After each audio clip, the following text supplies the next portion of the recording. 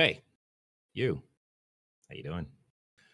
On our play for this week, Elden Ring Nightreign network tests brought us more surprises than death. PlayStation wants to return to the glory days. Well, kinda. And do we finally have a release date for GTA 6? All this and more on Season 9, Episode 7 of Press X Start Gamers Digest. What's up, everyone? I'm your host, CJ, aka Sexy Bad Choices, aka Mr. Duchesses. I am joined by. John M.F. Ross. Ooh, what does the MNF stand for? Toilet Safety Administration. Oh, okay. You know what? I actually have a dad story where London is in the phase of using too much toilet tissue, and I had to spend longer than normal plunging our upstairs toilet because she decided a ball of toilet tissue was not enough, so she wanted more. Yeah, yeah. All right. Yeah. Well, that's that. This is Press X Start Gamers Digest, a video game news show that condenses the most important gaming news from this past week into an hour-long meal just for you. We're live on YouTube every Sunday when we can make it because life is hard. But listening to us is easy. Yes, it is. Don't forget you can support us by liking this video, subscribing to this channel, and hitting the notification bell. If you are listening, we greatly appreciate you leaving us a review on whatever podcast service you are currently tuned in on. Every little bit helps us grow, helps us become stronger and able to fight the future. Wink, I don't know. Don't forget you can join our conversation by joining our Discord at pressx2start.com/discord. All right. With that being, we, as in Sean and myself, did a live reaction to the PlayStation State of Play that happened last week. It is doing pretty well, but it can do even better if you check that out. So go ahead and jump onto our YouTube channel and look into our, I guess it'd be the live tab. I think it's the live tab, and you'll see it there. Yeah, go ahead and give it a follow. Give it a watch, and then do whatever you need to do. But just watch it a the video. look, see. Appreciate it. Right. All right. Let us jump into the gaming news with number. Oh, wait. Okay, with number 1. The random events in Elden Ring Nightreign are the funniest things FromSoftware ever cooked up. From a rain of ants to Morgott jump scares. This comes to us from Games Radar Plus by way. Nope, wait. Is this Games Radar? Yes, it's Games Radar Plus, but I have the wrong article up. Gotta love it. Okay, so Games Radar Plus by way of Austin Wood. Let me go ahead and delete that. So they're basically giving their little 2 cents about their time in the network of test, and we're going to do the same after we talk about this article. So, as we explained in our Elden Ring preview, FromSoftware's upcoming roguelike infused PvE gauntlet generally follows a specific structure. Drop into the world, scrounge around for gear in ruins during the day, and fight bosses at night. This goes on for 2 in-game days, or about 35 to 45 minutes. I guess it's 35 to 45 minutes if you survive for the 3 days. I guess. Because it definitely wasn't that for us, for me and for you, right? So yeah. And then you fight a big boss at the end. Variance is introduced through primarily a randomized map layout and unpredictable boss lineup. So they said this is their story. On day 1 of an early session, a black hole opened up, and a storm of the same giant ants from Elden Ring's catastrophic caverns suddenly swarmed us. There must have been at least 15 of these things, crawling and flying and spitting acid all over our once tranquil field. It was like some unseen game master had reached into a bag of tricks, grabbed a fistful of bugs, and chucked it at our face, just to scare us like a playground prankster. Did you, during your time playing the network test, did you have anything like this happen to you? No, because I am generally bad at Elden Ring anyway, so I was not paying attention to too much of my surroundings. I was Yeah, busy running away, running around, and getting raised. right. Yeah, I had to like find my old footing from Elden Ring because it's been what 2 3 years since Yeah. I've touched Elden anything. So when I jumped in, I was very much so like, oh, I am on the ground a lot because Mm, I was just swinging wildly, forgetting that oh, you have to actually wait in this game and follow, basically play how the game wants you to play. yeah. But in terms of random things that happened to me, one thing I remember specifically was when, oh, I guess just for context for those who don't understand what Night Ring is, it is very much so it's styled like a battle royale, but it's a PvE. So it's you play as a team of 3 and you Oh, are I'm trying to think if it's yes, roguelite it's PVE with a storm coming like a battle royale, kind of like Fortnite. right. I'm Y- actually going to y- play a video of it. Yeah. But I'm looking. It says somebody finished a run solo by clearing out the whole map. Some people are just that's insane. amazing at Yeah. Souls likes, and Yeah. I am not one of those people. Yeah, I definitely in one of my time in one of my matches, I definitely had a like seasoned Elden Ring player Hmm. because it was me and another character, and the third character was just off in the distance, just wrecking some giant creature. And I was like, "Oh, we should go help them." By the time we got there, the creature was dead. The person was already like eluding the rune stone that pops up or whatever. I was like, "Oh, okay, we're gonna follow this person." Mm, But yeah, so it is very much so like a battle royale where you when you jump into the map, there's yeah. basically open for you to run around, kill monsters, get loot, get gear, and then after a certain amount of time, the ring will contract, and then that actual contraction happens with, I guess they call it night rain, which is basically like purple fire, and the Yeah. fire will No, I mean, slowly. there's actual rain dropping once you're outside of the or you're in the storm. Oh, okay, so it's like that storm kind of thing. Yeah. Okay. So yeah, so that like effect will slowly crowd in and it pushes you to a essentially a point on the mat, and then once you get to that point, then you fight a boss, and then if you beat the boss, you go to the next day. So you have about two full days, and then on the second day or the second night, Hmm.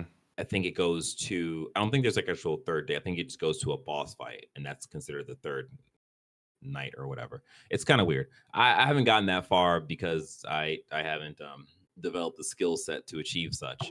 But I I started off very much so just kind of like this is, it felt super clunky. I was just like I just I wish this was a little more like um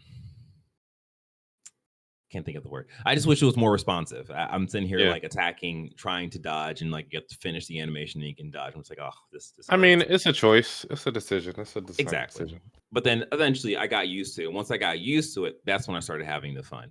And then just all of this goes into the random things that happened to me. So one of the things that happened was while I was trying to escape from the night fire or whatever, I just Hmm. happened to be in a specific place in the map where I guess there's just a enemy boss that just has the ability to snipe you Mm. from as long as you're like in the ring of its area.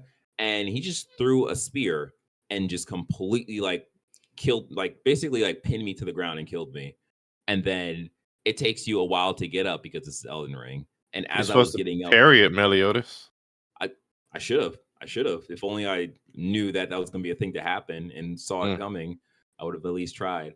But no, I was basically on the ground, like maybe like 2 hit points left. And I was slowly getting up. And as I was getting up, the night fire just basically finished me off. And I was like, oh, well, I've learned a lesson. um. Always check your corners. Yeah. Okay. So no, I didn't fully understand the magic system, so I ran out of magic very early. And Hmm. as a mage, I was just pretty much useless. Yeah. I put away my weapons, try to throw hands. Of course, that's kind of useless. You got things just following you, aggroing you. I think the dog with the blades on his arms just came out of Oh, nowhere. Like, I don't know. But I oh my mean, god, the that game is just enjoyable, even though I'm not good at wait. Elden Ring. I Yeah. the dog with the blades on their hands. Like I had a I'm gonna be a hero moment, Huh. and I there was two my two other people was like fighting those dogs. It was two of those dogs. I was like, Yeah. all right, I'm gonna go heal this person and then go kill the dog. And I went to go heal the person. I turned around, the dog was in mid animation. I was like, oh god, and it completely killed me. I was like, oh okay, well, Bitch. So here we I are. tried to pretty much play support by just like killing ads while they were fighting like the Yeah, bigger enemies. I mean, like I tried to be useful, so mhm. we'll see. I Yeah, wouldn't mind buying it. I think it's gonna be what, $40? yeah, I believe it. Yeah, yeah. I think yeah. Can't beat that with a bet. Yeah, no, I think the network test completely changed my opinion on like just Elden Ring in terms of How they gonna oh make this work? yeah, like this experience is actually a really fun experience. And Yeah.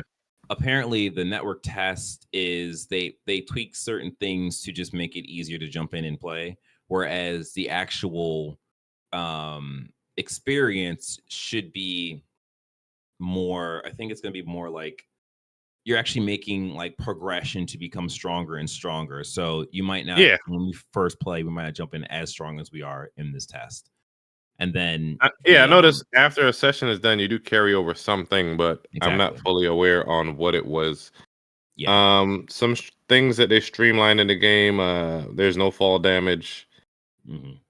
Those giants. What do you want to call those? Spring Yeah, into the the air little things. Yeah, yeah, like it's like purple fire, whatever you can yeah. just You used to it, use your horse to use that to jump high up into the air, but now you just do it on foot. yeah. They have these ravens, birds. I don't know. Oh, the Tacos. little spirit or Yeah, spirit spectral birds hawk that you type use to things or fly around from time to time. Yeah, mhm, like they yeah. streamlined a few things. That And then you oh can also mantle up stuff, which you couldn't do in yes. base Elden I Ring. was gonna say there's an area just to practice before you go out into the field as well now, and I think they're adding Yes. a dummy to test your builds, like to check how much Yeah. damage something's gonna do. Yeah. Yeah, that was so necessary, especially for me, like coming in not remembering how anything works. And like my last action game was Black Myth Wukong. And if Mm, you play Black Myth Wukong, that is very different from Elden Ring. So I was just like, I gotta figure out how to do stuff before I go out there and die. I went out there and died anyways, but But yeah, like I think this is a surprisingly good and effective way of doing PvE combat in Elden Ring. Like, the multiplayer the multiplayer that exists in Elden Ring is just PvP focused, and it is very much so just like just elite players play it right now. So it's not even a fun experience for like the new people who come to Elden Ring. yeah. And I think this is a very, very good like way of getting those new people to jump in. The one thing that we really couldn't do in the network test is actually play together. Oh yeah, I Um, forgot to mention that. yeah, so they have a password system, and they turned off the password system for a network test, so we couldn't actually play together. So we were just playing with randoms. But I think overall, this was a really good test. I think this is going to be a pretty good game. I don't necessarily. I think the mage class that you're playing with probably needs Hmm. the most balancing, because I think the way that you accumulate magic is just not I not didn't good fully enough. understand it, and I did not reaccumulate magic until like I hit a site of grace. Yeah. Yeah, So especially with this being a network test where it's like you don't really get that much time. Like the network test itself only runs for about 3 hours, mhm. and there is like 5 tests total. Like there's actually a test happening right now, so I'll probably Oh jump well, on that after after this this, podcast. I know, right? See you. But yeah, I think again, this was a really good test. I think this is a very good mode for Elden Ring. Me as a person who played like 160 plus hours of Elden Ring, beat the good God. games. Like I don't really want to touch it. I think I would definitely go back to this mode. So props on FromSoft from doing this and making this a cool thing. Props to them in advance for when they win whatever award it is they're gonna win. What, the best online game or whatever? Yeah. God damn it. They say y'all got a problem with us last year. Guess what? We're back. All right. Let's jump out of that. Number 2. Sony has now sold 75 million PS5 consoles and has a record monthly users. This comes to us from Eurogamer.net by Ed Nightingale. Sales of Sony's PS5 console has now reached 75 million units, which is just shy of PS4 sales after an equivalent period. By the end of the previous quarter, PS5 sales has passed 65 million units. Now, in this latest quarter, ending the December 31st, 2024, Sony has sold a further 9.5 million consoles, the console's best ever quarter. I guess Astro? Oh, okay. Yes. Astrobot sold Yep. systems as much as people wanted to act like it was a meh game. Mm-hmm. And it's So still overall- getting support. Yes. Yeah, exactly. I don't know how There's many like 5 new levels stages. they've added. Yeah, they've added a bunch of new stages. Mhm. I want to say at least 8 that I know of. Because there was a Christmas level, there is these new levels, and then there's a challenge level, which was like the first like DLC content that was put out. So yeah, overall sales of games and consoles has increased by 16% year on year, with profits similarly increasing by 37%. Sony attributes these increases to an increase in available units, a boost in non-first party games and DLC, and increase in sales from network services. The number of monthly users on the number of monthly active users on PlayStation Network was around 29 million in the last quarter. That's a record high and a 43% increase from December 2017. Damn, December 2017 is like decades ago at this point. Anyways, what's more, 42% of PlayStation 5 purchases in the last quarter were new PlayStation Network users, thereby showing an increase in overall user base. PS Plus revenue also increased by 20% year on year, which the company attributed to users moving to higher tiers. Interesting. Digital game sales have increased 74% of game sales this year compared to 66% last year. Doing well, they're selling consoles, and it seems that at least how they describe it, everything is up. So that's good. I mean, that's again, that's not. I don't want to say it's not surprising, because it is kind of surprising with last year being what Helldivers 2 at the start of the year. I guess that was a big boost, and then Astrobot ended it. But then we have what Stellar Blade that also did some work. Concord was just a disaster, but that doesn't. It's a thing of Concord doesn't remove the number of sales that was bought or number of consoles that was bought. So it's just like, it just sucks. The game failed. The game is pretty much non-existent at this point. But then they had Astrobot, and Astrobot was just such a force that it didn't really matter. Didn't really make Concord didn't really do much other than just black eye for Sony. But yeah, Astrobot was a strong release for Sony in the last quarter. It previously slated 1.5 million sales in its first month. Helldivers 2 has also been an ongoing success for Sony in 2024. That compares to Marvel Spider-Man 2 in 2023's equivalent period as the company's most prominent release. Lastly, Sony confirmed that both Ghost of Yote and Death Stranding 2 on the Beach are still scheduled for for this year. Neither game showed up at last week's PlayStation State of Play. So this kind of goes into a couple of things for PlayStation Sony. So they mentioned that they want to focus now on family games akin to Astrobot, and then live service games, probably akin to Helldivers 2.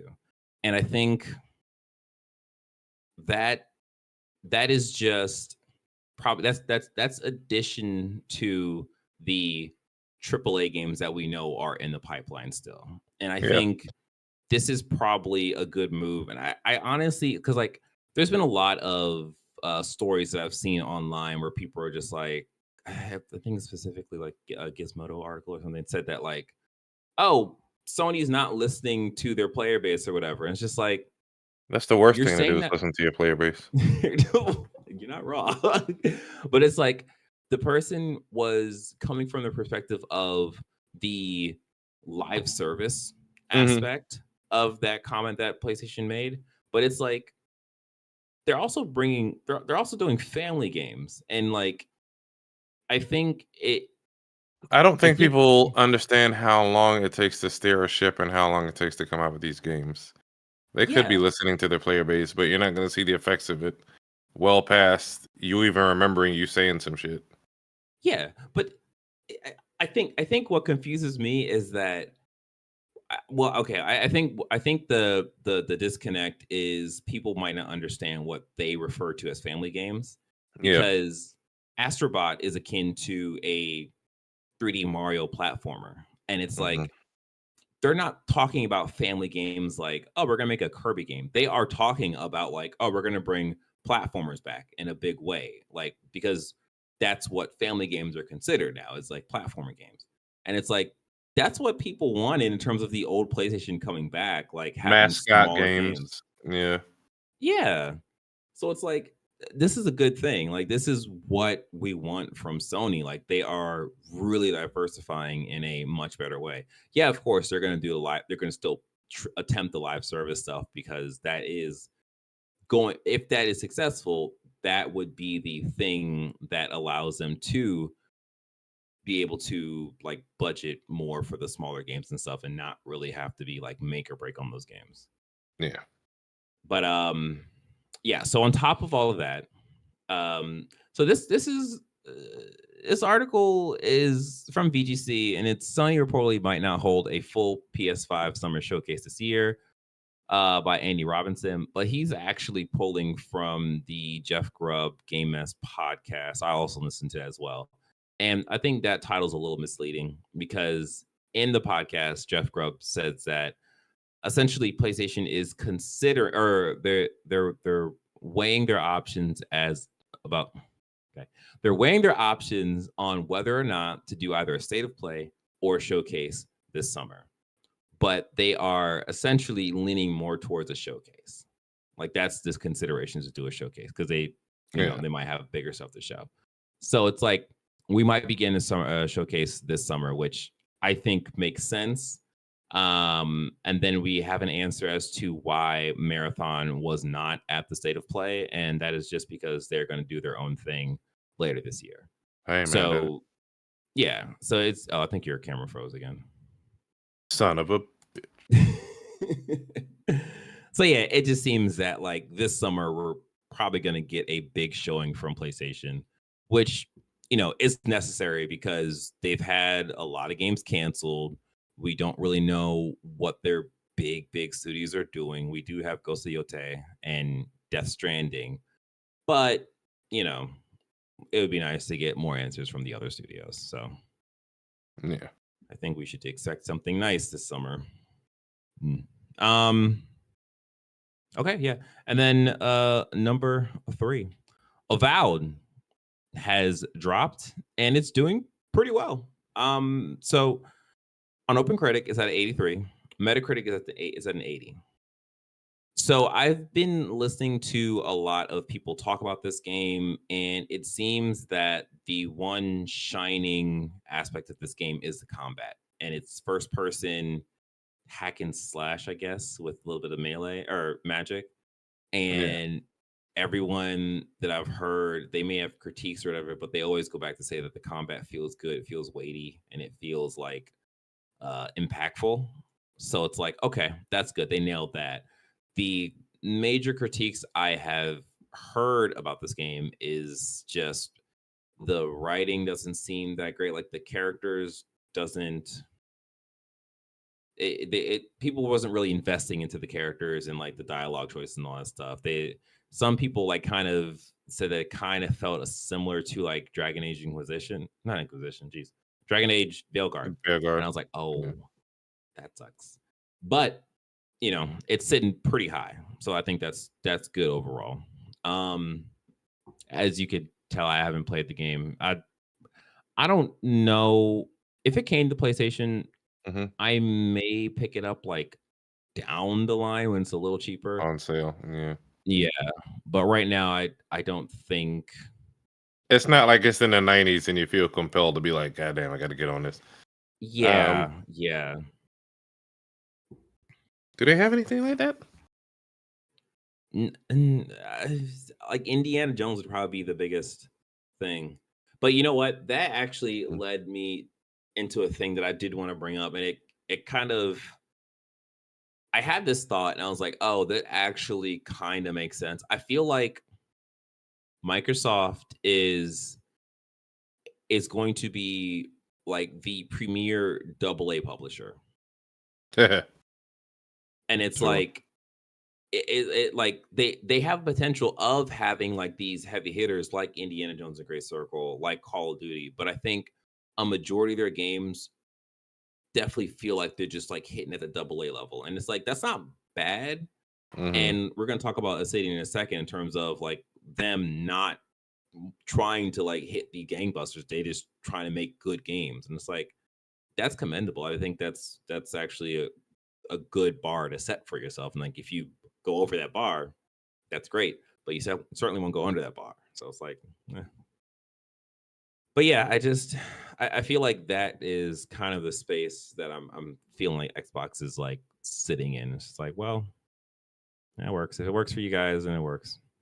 But yeah, Obsidian says it won't chase huge profits or grow aggressively, and that's how it's going to last 100 years in the RPG business. Are we serious? Yes. This comes to us from PC Gamer. 100 years is a long time. By way of Tyler Wilde. So the Avowed studio expects each game to be a mild success and budgets accordingly, says company leaders who wanted to reach its 100th birthday. So Obsidian has been around for 22 years, so they have about 78 more years to go. But I think, again, like, I think this sort of mindset is commendable for like, say what? I said it's commendable. Everybody isn't going to have a runaway success. I mean, if you make a good game, then profits will come, but you can't have a checklist of things to try to hit and hope that you attract everybody and have the next GTA or the next whatever. I don't know. Yeah, no, I totally agree with you. I think this goes into the same like lane as you don't try to make your game for everybody. Like you have an Yakuza. audience.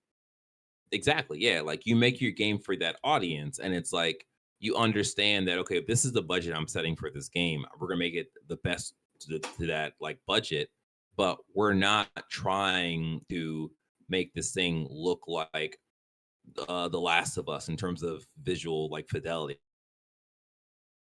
We want this game to feel good, and I think from what I've heard, like they've nailed that, and it's like, yeah, that's awesome. Like that's good, and I don't expect to see like Microsoft turn their what layoff eyes raise at Obsidian Layoff beam. anytime soon. Yeah, right. So it's just like, yeah, man, more power to you guys. So yeah, they just kind of go into more about their philosophy on this, and it's like it is kind of just. So one of the pillars of the plan is staying lean and invested, meaning small enough that none of the Obsidian employees feel like a cog in the machine. Morgott and Birch, sure, said that in recent years they've been considering opening multiple international offices, but in the end they decided to partner with existing studios rather than weakening Obsidian's culture by getting too big. And like that is absolutely the right thing to do. And I just think about Ubisoft and how many studios they have, and just where they are, and it's just like, oh my gosh, like If y'all it's saw how many studios they have open, it'd blow your mind. yeah, it's insane. It's just so insane. It's not even listed like on their website, but I know when I was beta testing Skull and Bones, Skull and Bones, yeah. yeah, the amount of like studios that you saw in like the intro, I didn't realize they had that many. Yeah. Yeah, man. Okay. Yeah, well, that's it. More power to them. It seems like Avowed is a very, very good game, and you know, if you are interested in getting it, and if you have Game Pass, there's absolutely nothing stopping you from playing that game as long as you have the space on your Xbox or PC, I guess, right? 'Cause you can get Ubisoft has over 45 studios worldwide with over 20,000 employees. Oh my god, 20,000. Oh, that's about to be a Tencent property soon. All right. Before we get into the difference between Returnal and Saros, hey, you. How you doing? You good? Do us a favor. Please like this video, subscribe to this channel, and hit the notification bell. Thank you. No, do it right now. Okay, cool. Thanks. All right. Number 4. Returnal is a roguelike. Saros is a roguelite. So roguelike and roguelite. Permanent resources and progression makes every death valuable in Housemarque's new shooter. This comes to us from Games Radar Plus by way of Consurin. So I guess I should just put the trailer. You know what? Let me not be lazy. I'm gonna put the trailer up for this. Go ahead and talk about what's your impressions of Saros. Man, I can see this being a hit, or at least more of an initial success than Returnal, simply because some people didn't want to play as an old white woman in Returnal, unfortunately. But they're missing out on some top-notch gameplay. And they fixed the initial issue where you could not pause Returnal. Or no. Let me rephrase. You could not save in Returnal and leave. They wanted you to play the entire thing in one sitting, and then after they added saves, I forget what you would call that type of saving, but it's basically like a save state in a way, right? Because you just save where you are. Because you cannot reuse that save state. You cannot reuse that save point. So it's more so you save your point and turn off the game, and then once you turn it back on, that save state is lost. Mm-hmm. But it was better than what they started out with. Right. I think it's one of the. I think I said it in the last cast. It is one of the better PS5 exclusives that they have, and I'm curious to see how they expand or evolve the ideas in Saros. I think the last game before Returnal was Resogun on PS4. Yeah, that was a launch title, which was also impressive, not because of the graphics, but the amount of voxels they had spraying all over the place. If you go back and look at that game. Okay, so I got everything up. Yeah. All right, so this is in the article. If Returnal's whirlwind of bullets and punishing checkpoints were too grueling for you, then you might want to check out developers Housemarque's next game, Saros. I think I'm pronouncing that right. Sure. Which is shedding former's roguelike skin and flavor for a maybe more forgiving roguelite structure. Housemarque revealed another dark and twisted bullet hell shooter yesterday at PlayStation State of Play, confirming that Saros is building off Returnal's fast-paced action and die, learn, die, succeed cycle. But this time, the developer was quick to point out that Saros will also let you carry resources and upgrades between runs, unlike Returnal. So, I think I'm trying to remember like my time playing Returnal and like what really pushed me off of that game. And I think more than likely, I think it was the saving. Yeah, I was to say, like, I think it was just the fact that I couldn't put the game down and go do something, like play another game, come back and play. Like it was forcing you to sit there and just play the Or game. just the fact that you have a child. Yeah. Oh, I mean that too. Yeah. But that's for everything, you know what I mean? Yeah, but I mean, I just neglected mine while I played the game. Yeah. Game is life. But yeah, I do like the fact that, you know, I mean, I do appreciate the fact that like Housemarque made those updates to Returnal to make that more user friendly, and I think they're going to take that philosophy into Saros. And I just think the idea of having these permanent upgrades and make this like a roguelite roguelike, is like I think I like those games a little better than roguelike, where you're just like having to do that same cycle over, and it's just like, I wish I could keep some of the stuff I got from my last roll of the cycle. But yeah, I think that's cool. What else?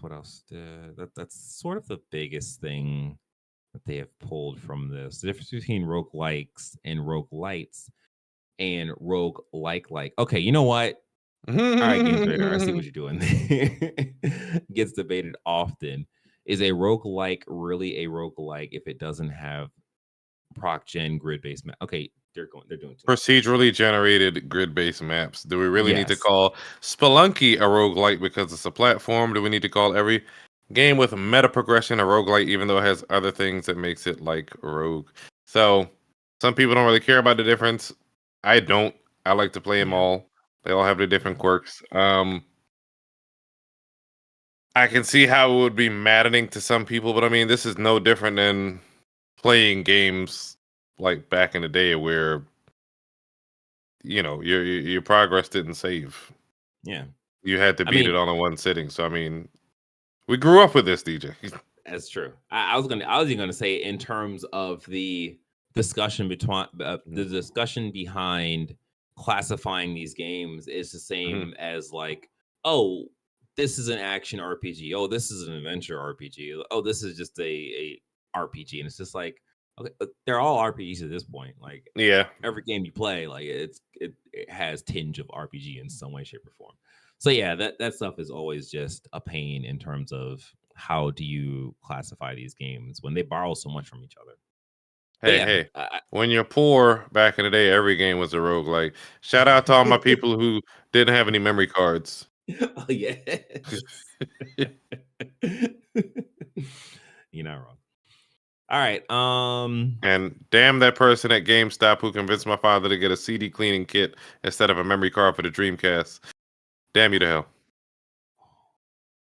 He knew what he was doing. He was like, they'll be back. All right, number 5. Xbox to put PS5 logos in future showcases, says Phil Spencer. Yeah, it makes sense. That comes to us from Push Square by way of Liam Croft.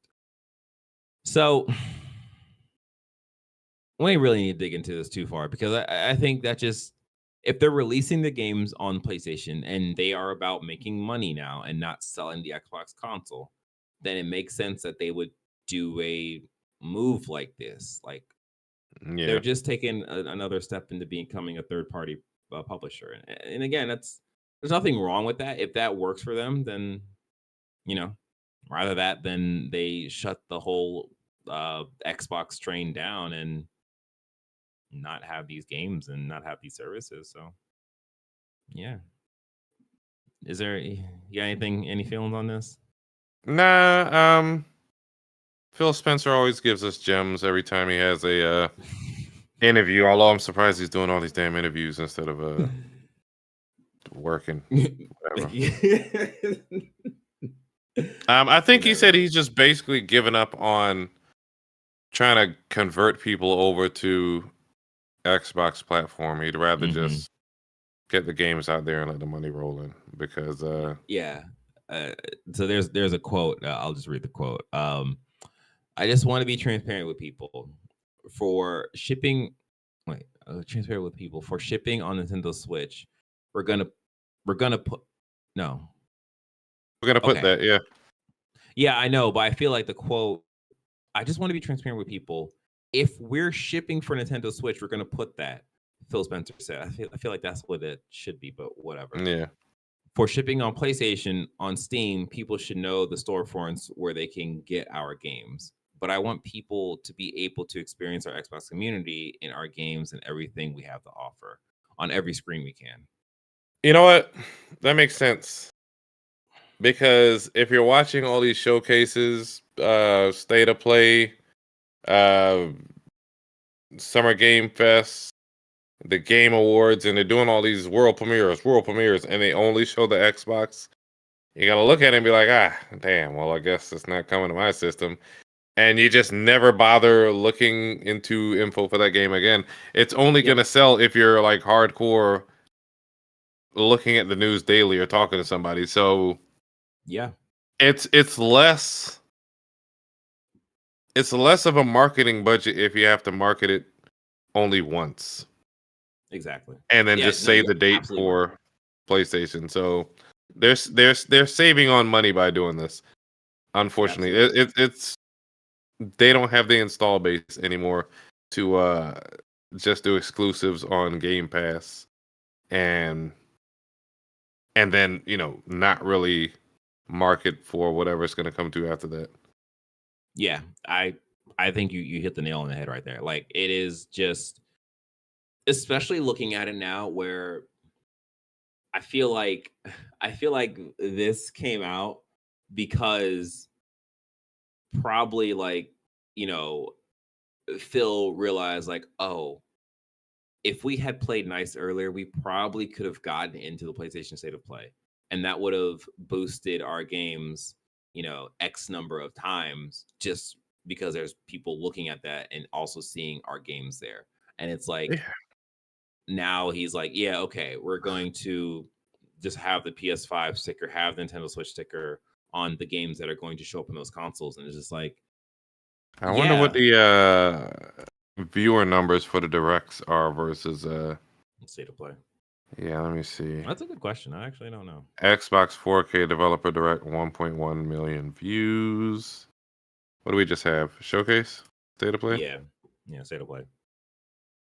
State of Play 2025. 2.4 million views.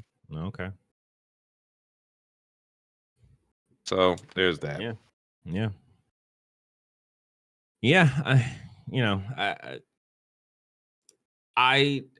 I would hate to be in Phil Spencer's shoes right now. I think he's doing, I guess, the best he can in terms of having to be flexible and basically pass down whatever He inherited a sinking ship.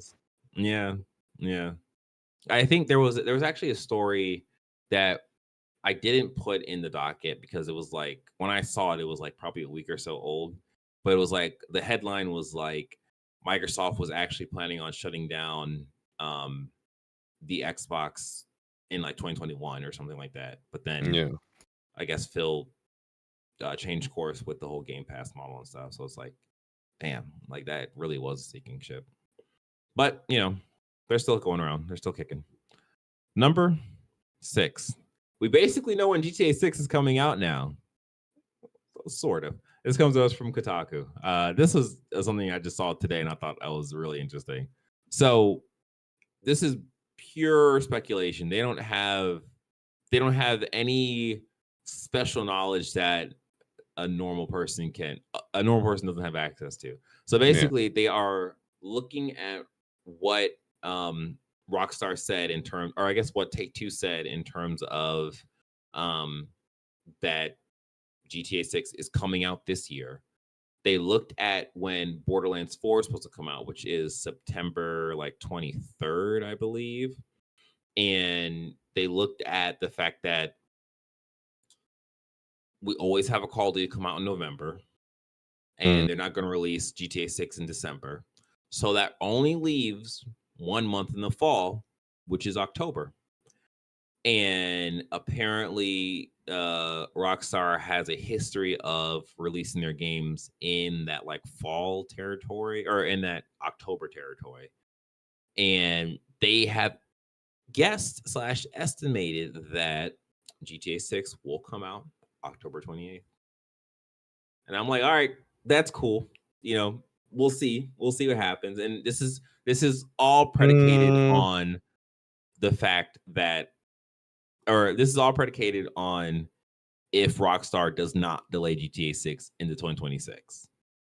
So fall is all the way up to the end of November. The first GTA November 28th, 97. GTA 2 October 22nd, 99. GTA 3 October 23rd, 2001. Vice City October 29th, 2002. San Andreas October 26th, 2004. GTA 4 was abnormal. Came out in April of 08. GTA 5 came out September of 2013. I mean, that October date. Yeah. That seems like that could work. It's looking nice. Yeah. Looking nice. So we'll see. We'll see what happens with this. I just wanted to include it in here because I thought that was kind of a funny little detective or investigational journalism that they did with this. Also, the handheld games also came out in October's. Oh wow. So yeah.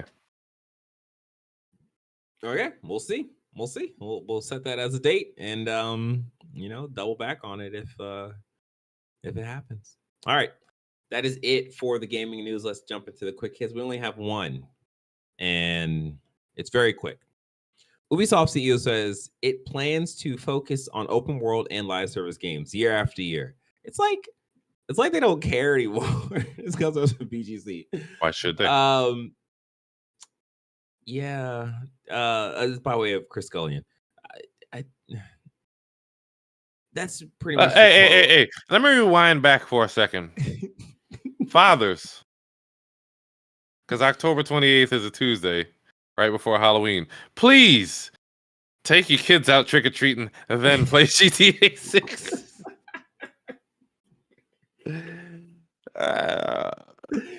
Bunch of random kids just on the street, like I don't know where I'm at.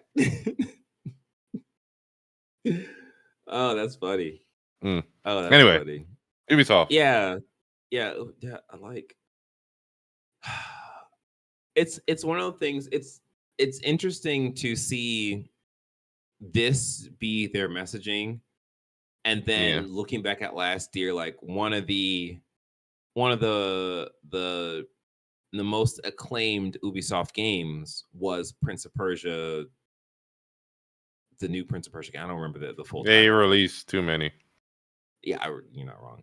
Yeah, actually, no, you're right. You're right. The first Prince of Persia game that released last year, not the second one, the first one. I think the Lost Crown. I think it's Lost Crown. Yeah. So that game got it got critically acclaimed by a bunch of people. I think it got nominated for something, but like even before it could get to Game Awards, they done closed down the studio. So it's just like they looked at that and looked at it as a failure, even though it was being acclaimed and it was being nominated for awards. And it's just like, that is so crazy. They got mouths to feed, man. Yeah, that's exactly what it is. Like you talked about it, they have like 45 studios. So these games come out, and if it can only make enough money to fund like 2 of the studios, that's a failure. Because what about the other 43 studios? They need to eat. And they're just maybe they should put on a condom.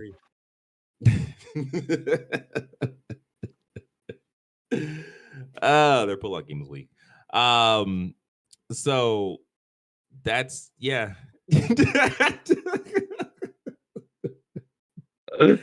popping out studios, man. Nah, it just reminds me of this joke where somebody said this man couldn't even pull his hand out of his phone pocket.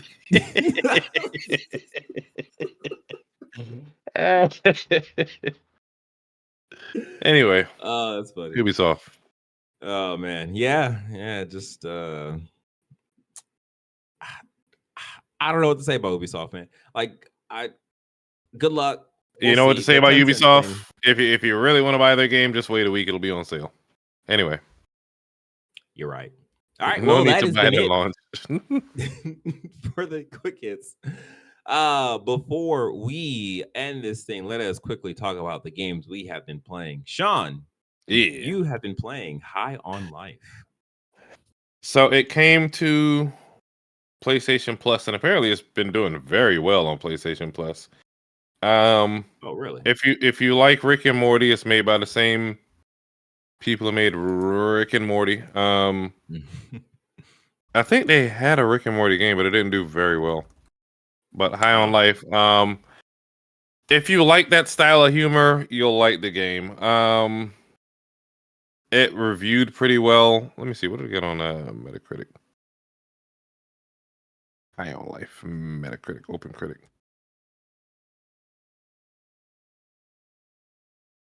It got a fair 70. Most people gave it 8 out of 10s and all that stuff. Whatever.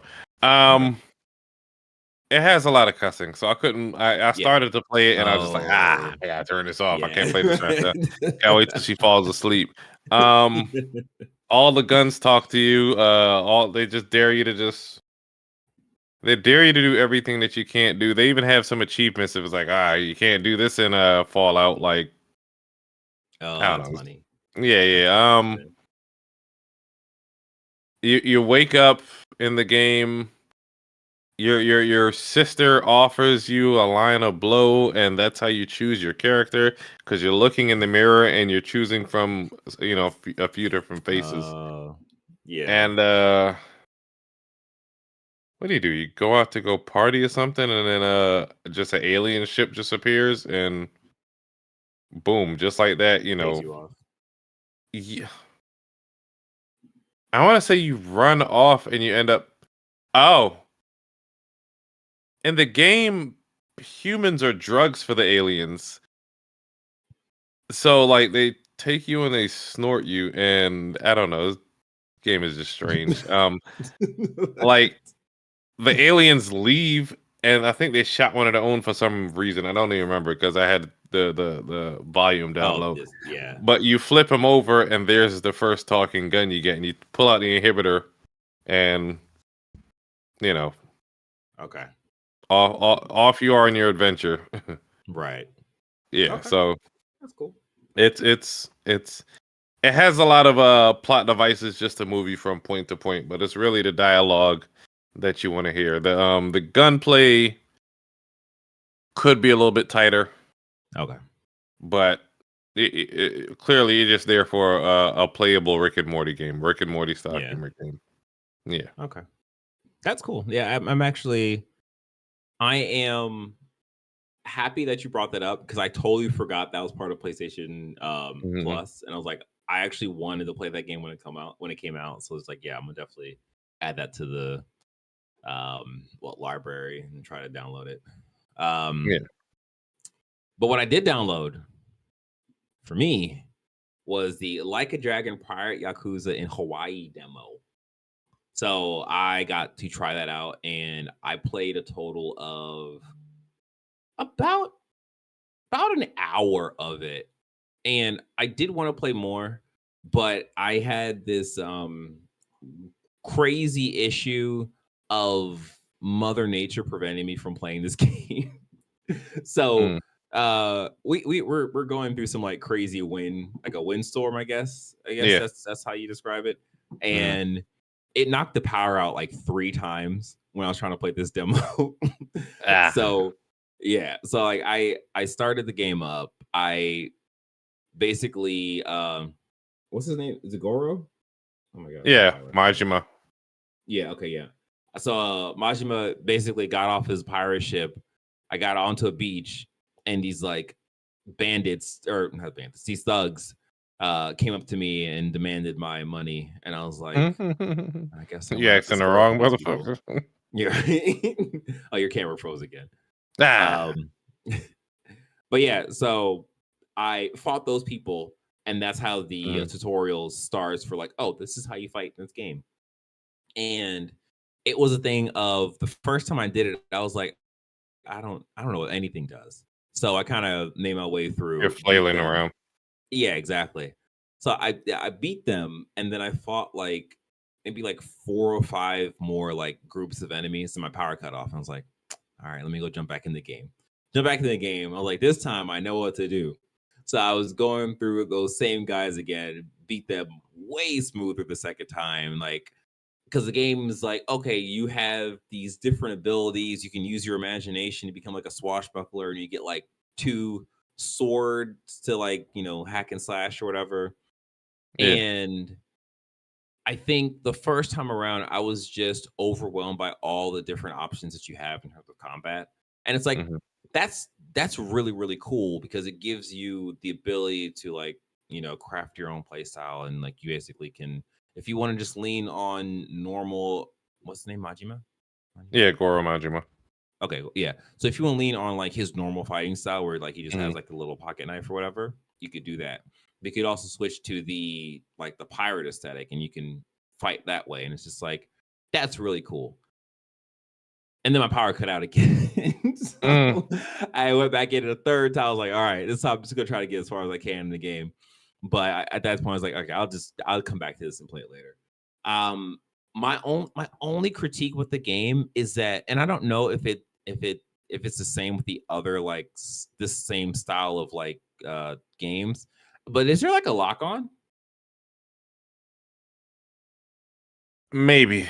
I don't know if they have Okay, that enabled in this game. I feel like they do sometimes. yeah, because there's like a soft lock on in the Yeah. game where you will if you're hitting a person, it will like target that person, but you can't like switch targeting to someone else. So like you're like kind of stuck on this person until you like kind of pull back and like kind of turn your character and hit someone else and you like stick on that person. And I felt like that was the only thing that was like kind of annoying because it was just like I was attacking this person. I knew this person was about to come and try to hit me, and I Yeah. wanted to like quickly go and fight him, but I was still like focusing on the guy. And it's just like, that sucks.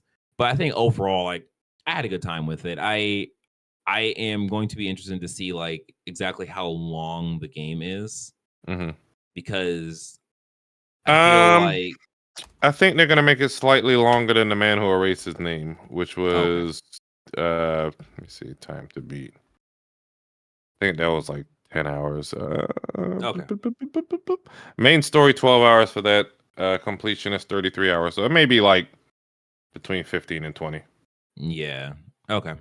Yeah, because like in the demo, I looked at the map and it seemed like I had access to like a really big play space. So I'm not Mm, sure if that is just a map for the the game itself, or you get more like locales once you further progress the story, or whatever. But yeah, yeah. overall, I had fun. If you are interested in the Like a Dragon Pirate Yakuza in Hawaii, there's a demo on PlayStation. Just download it, try it out. Hopefully, you don't lose power and you can progress fully through the Mm, demo. But yeah, I had a good time. Um, and then I guess the last thing, I'm kind of at what's end with metaphor. I think I'm just going to change difficulty down to easy and just like try to breeze through it and like just finish it because yeah. I yeah, I just want to be done with the game at this point now. It'll be okay. Um, yeah, but that's it. It's got me all choked up. All right. Oh my god, losing my voice. All right, so that is it for this episode of Press X Start Gamers Digest. We hope you enjoyed this episode as much as we enjoy making it. Don't forget to like this video, subscribe to the channel, hit the notification bell. Don't forget to check out our live reaction to the PlayStation State of Play for February 2025. Don't forget to leave us a review on the podcast service you're currently tuned in on if you're listening to us on your podcast service. We appreciate it. And then also, if you want, you can join a conversation by going to our Discord at pressx2start.com/Discord. Until next time, where we'll be talking about whatever news that happens in this upcoming week. We hope you enjoy playing games. You be safe. Uh, look out for your mental health because boy, howdy, Oh boy. yeah. And keep playing games. Bye. Peace.